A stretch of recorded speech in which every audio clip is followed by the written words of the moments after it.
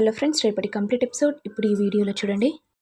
ఇక జెండే మాట్లాడుతూ, నువ్వు చేయబోయే ఈవెంట్లో స్వీట్ సర్ప్రైజ్ ఎదురవుతుంది అక్కి. ఇంతలో అభయ్ రాకేష్ కిందికి రాగానే, ఏంటి ఫ్రెండ్ మళ్ళీ ఏదో సర్ప్రైజ్ అంటున్నావు, వాట్ హ్యాపెన్ ఫ్రెండ్ అంటే అది అభయ్. వెంటనే జెండే రాకేష్ని చూసి, ఏం లేదు అభయ్, అక్కి బెస్ట్ కపుల్గా కాంట్రాక్ట్ చేస్తుంది కదా అభయ్, దానికి సంబంధించింది మాట్లాడుకుంటున్నాం. అక్కడ వింత వింతగా ఉన్న భార్యాభర్తలు ఎదురవుతారు కదా, అందుకే సర్ప్రైజ్ అన్నాను అంతే. అక్కి, నువ్వు ఎలా అనుకుంటే అలా చెయ్యి, ఎలా జరుగుతుందో అలాగే జరుగుతుంది. ఫ్రెండ్, ఈవెంట్ ఆర్గనైజేషన్ని మార్పించాలనుకుంటున్నాను ఫ్రెండ్.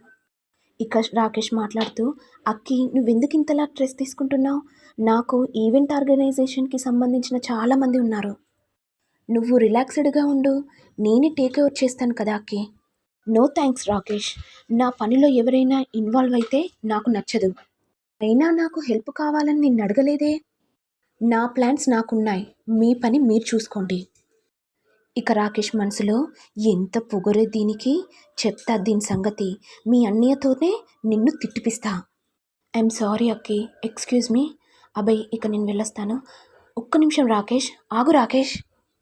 ఇక వెంటనే అభయ్ కోపంతో, దిస్ ఈస్ నాట్ ఫెయిర్ అక్కి, రాకేష్తో అలా బిహేవ్ చేయడం అస్సలు కరెక్ట్ కాదు. నీకు ఇష్టం లేకపోతే ఆ విషయాన్ని పొలైట్గా చెప్పొచ్చు కదా, ఎందుకంత రూడ్గా మాట్లాడావు. అన్నయ్య, ఆర్ యూ క్వశ్చనింగ్ మీ? ఎవరైనా ఓవర్ ఎక్సైట్మెంట్లో నా పనిలోకి వస్తే నాకు నచ్చదని నీకు తెలుసు కదా. కోర్స్ అలా మాట్లాడకూడదు అక్కే, తను మన విషయంలో చాలా కన్సల్ట్గా ఉంటాడు. నువ్వు కిడ్నాప్ అయిన విషయం కూడా తన వల్లే మాకు తెలిసింది. అప్పుడు తను కూడా చాలా టెన్షన్ పడ్డాడు. ఆ రోజు కూడా తను వస్తానంటే వద్దని చెప్పి నువ్వే ఒక్కదానివి వెళ్ళావు. అన్నయ్య ప్లీజ్, నువ్వెన్నైనా చెప్పు, రాకేష్ ప్రజెంటేషన్ నాకు నచ్చదు. అదే ఎందుకు? వెంటనే జెండే మాట్లాడుతూ, తనకి ఆ ప్రజెంటేషన్ నచ్చదు కదా అభయ్, ఎవరి గురించో మీకెందుకు, అయినా తన గురించి మీరెందుకు ఇంతలా ఆర్గ్యూ చేసుకుంటున్నారు? ఏంటి ఫ్రెండ్, నువ్వు కూడా అక్కిని కంట్రోల్ చేయకుండా నన్నే కంట్రోల్ చేస్తున్నావు. నువ్వు కూడా రాకేష్తో చాలా కఠినంగా మాట్లాడడం నేను కూడా అబ్జర్వ్ చేశాను ఫ్రెండ్. ఈ విషయంలో మీ ఇద్దరి పద్ధతి నాకు అస్సలు నచ్చలేదు ఫ్రెండ్ అని చెప్పి అభయ్ అక్కడి నుంచి వెళ్ళిపోతాడు. ఇదంతా రాకేష్ విని, ఏదైతే జరగకూడదు అనుకున్నానో అదే జరిగింది.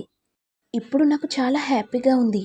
ఎలాగైనా సరే వీళ్ళిద్దరిని విడగొట్టి ఆ జెండెను కూడా శాశ్వతంగా చేయాలి, అప్పుడే కదా నా పగ తీరుతుంది అని రాకేష్ అనుకుంటాడు.